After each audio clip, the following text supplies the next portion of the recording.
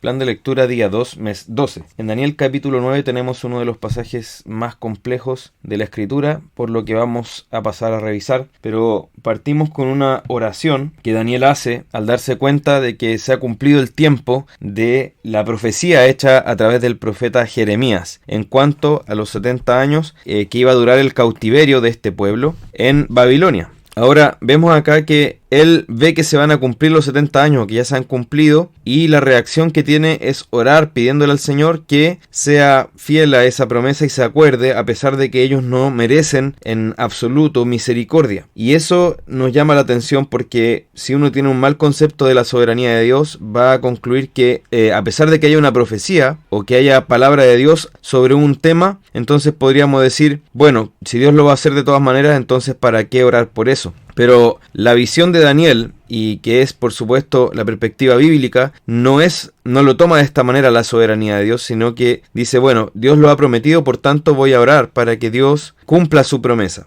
Y esa es la oración que a Dios le agrada. Entonces, fijémonos cómo también la oración que Daniel hace es un ejemplo de una oración de confesión de pecados, donde él reconoce que nada digno hay en ellos, ni nada de mérito hay en ellos para recibir algún bien de Dios, sino que si reciben algún bien es solamente porque Dios tiene misericordia y es bueno. Y dice el versículo 8, nuestra es la confusión de rostro de nuestros reyes, de nuestros príncipes y de nuestros padres, porque contra ti pecamos. De Jehová, nuestro Dios, es el tener misericordia, versículo 9, y el perdonar, aunque contra él nos hemos rebelado. Entonces, ninguna misericordia de Dios es merecida. Siempre que Dios derrama su misericordia, es solamente porque él así lo ha querido. Y vemos también que Daniel asume el pecado de su pueblo al estar orando por su restauración. Y eso nos dice también de cómo debemos orar por los pecados del pueblo de Dios en general, identificándonos con ese pecado al interceder por ellos y por el pueblo en el que estamos nosotros también insertos, rogando la misericordia de Dios. Y dice el versículo 18 entonces, no elevamos nuestros ruegos ante ti confiados en nuestra justicia, sino en tus muchas misericordias. A pesar de que Daniel era tenido como ejemplo de integridad, él no ora en su propio nombre, sino rogando la misericordia de Dios. Ahora, Gabriel, el ángel de Dios, es enviado a Daniel para explicarle entonces lo que va a suceder. Y es maravilloso esto porque nos habla de cómo Dios considera las oraciones de sus hijos. Y Él las considera con gran misericordia. Y dice, al principio de tu ruego fue dada la orden. Ahí vemos que la oración no es indiferente. El orar o no orar no da lo mismo. Nosotros, insisto, no podemos decir, bueno, como Dios lo va a hacer de todas maneras, no voy a orar, sino que con mayor razón entonces eso me debe llevar a la oración. Y vemos que la oración es parte de la obra de Dios en el mundo, es parte de esa rueda que Dios está moviendo al hacer su obra en el mundo, no está fuera de eso. Y aquí viene la parte más compleja, que es la de las 70 semanas, que ha dado lugar a muchísima controversia en cuanto a la interpretación que este pasaje tiene, y por lo mismo es imposible abordar todo esto a fondo en un audio tan breve como este. Sin embargo, vamos a decir que en el versículo 24 está resumido lo que va a ocurrir, el propósito de Dios para estas 70 semanas, y es lo que dice acá, para terminar la prevaricación, poner fin al pecado y expiar la iniquidad, y para traer la justicia perdurable y sellar la visión y la profecía y ungir al santo de los santos. Ese sellar la visión y la profecía se refiere principalmente ya a dejar atrás el antiguo pacto y pasar al nuevo, y todo esto tiene que ver con el ministerio del Mesías y se cumplió con el ministerio de Cristo. Allí quedó todo esto sellado, este propósito de las 70 semanas. Y vemos que estas 70 semanas se dividen en tres. Primero, unas 7 semanas, que serían 49 años, es decir, son semanas de años. Y allí entonces se refiere al regreso de los cautivos a Jerusalén y la reconstrucción de la ciudad. Luego tenemos 62 semanas, que son 434 años, y ahí ya se refiere al periodo post-exilio y la espera de la venida entonces del Mesías. Y vemos que se separa de esa manera porque nos muestra el periodo relativamente corto que viene entre lo que está viendo Daniel y la reconstrucción de la ciudad, y después el periodo más largo que es la espera del Mesías, y que además en ese periodo de 400 años y algo más no hubo profeta, por tanto no se recibió palabra de Dios. Y luego tenemos la última semana, que es donde ya se produce la muerte del Mesías y también la destrucción de la ciudad.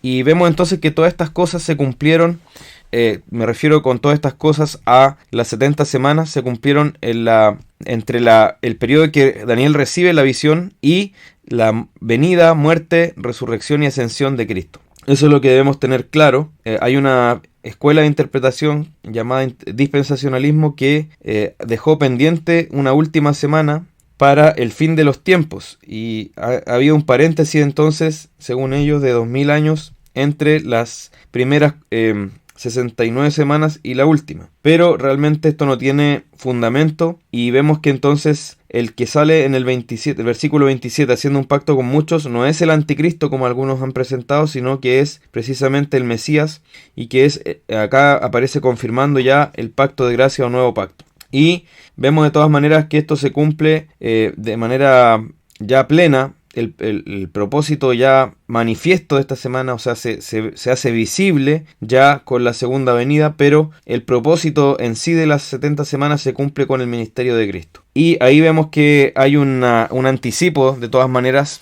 del anticristo con este general Tito Vespasiano que destruye la ciudad de Jerusalén.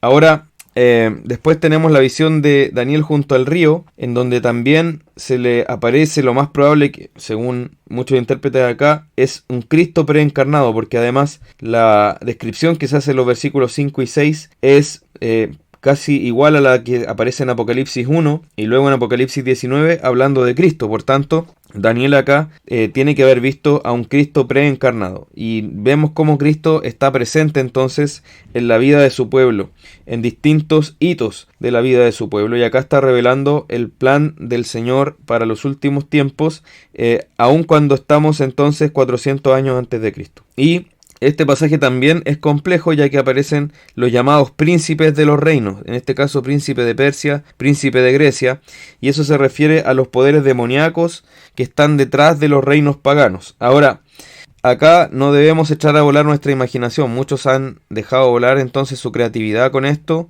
y han dado lugar a muchas interpretaciones sobre guerra espiritual, pero debemos tomar el pasaje en su mérito y no intentar extenderlo. Pero lo que sí aprendemos acá es que hay una lucha espiritual que se está librando y que Cristo pelea por su pueblo, y también sus ángeles pelean junto con él. Y esto va a seguir así hasta que todos sus enemigos sean puestos por estrado de sus pies, y eso es lo que va a ocurrir en la segunda venida. Por tanto, no debemos relajarnos en cuanto a la lucha espiritual en la que estamos, sino vestirnos de toda la armadura de Dios. Eso debemos aprender nosotros como creyentes de esto. El Salmo 121 ya fue comentado en la primera parte de este plan. Luego, Proverbios 28 del 27 al 28, vemos que es muy importante a los ojos de Dios el compadecerse del pobre, si uno puede hacerlo, si uno tiene los medios para hacerlo, ya que eso también refleja la visión que tenemos de nosotros mismos. Si nosotros nos compadecemos del pobre, significa también que estamos conscientes de nuestra propia pobreza espiritual delante del Señor, y por tanto tenemos empatía hacia aquel que está en pobreza. Pero el que aparta sus ojos tendrá muchas maldiciones, porque finalmente está adoptando una posición soberbia e indolente y no está reflejando el carácter de Dios. También no es indiferente quien gobierna, porque claramente cuando se levanta el impío o los impíos, eso produce dolor y persecución a las personas. Por eso dice: se esconde el hombre, pero cuando perecen los justos se multiplican. También eso establece cierta relación entre los gobernantes, la forma que ellos sean, y cómo entonces son aquellos que están bajo su gobierno. Hay una influencia allí. Y por último tenemos 1 de Juan capítulo 2, la última parte de este capítulo, desde el versículo 18, y ahí justamente se nos habla de que es el último tiempo.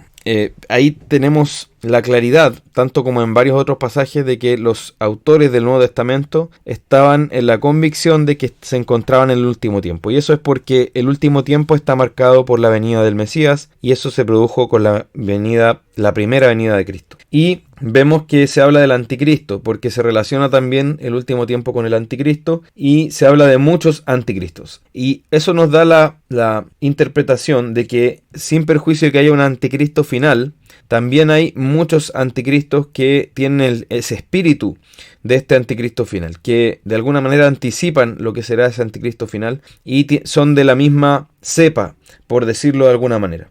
Y estos anticristos estaban en el seno de la iglesia, nacen del seno de la iglesia, por eso también el apóstol Pablo le dice a los ancianos de Éfeso antes de su partida que después de que él parta se levantarán de entre ellos mismos. Es decir, los anticristos, falsos maestros, herejes finalmente, se levantan del seno de la iglesia, pero salen de la iglesia porque no eran realmente de la iglesia, no pertenecen espiritualmente a la iglesia. Y en contraste con estos anticristos están los verdaderos hijos de Dios que tienen la unción del Santo. Y eso se refiere al Espíritu que mora en nosotros y que nos enseña, entonces nos da a conocer a Dios, nos enseña todas las cosas y es verdadera, dice, y nos hace permanecer en Dios. Entonces, ¿qué caracteriza a los anticristos, a los que tienen el espíritu de anticristo?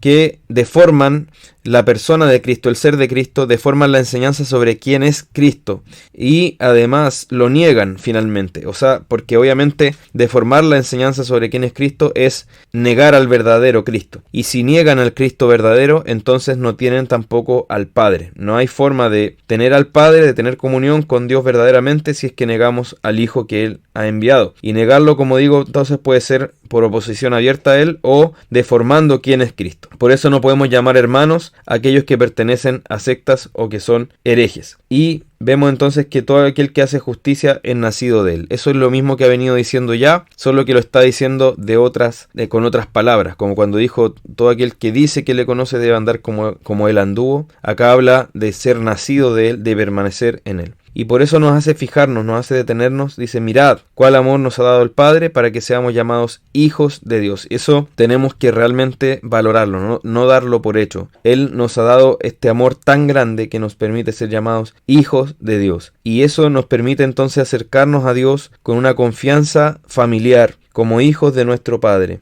Y sabiendo también que seremos transformados conforme a la imagen de nuestro Padre. Y esa esperanza en esa transformación nos permite entonces purificarnos, nos purifica así como Él es puro. Y vemos también que se define acá qué es el pecado. El pecado es la infracción de la ley.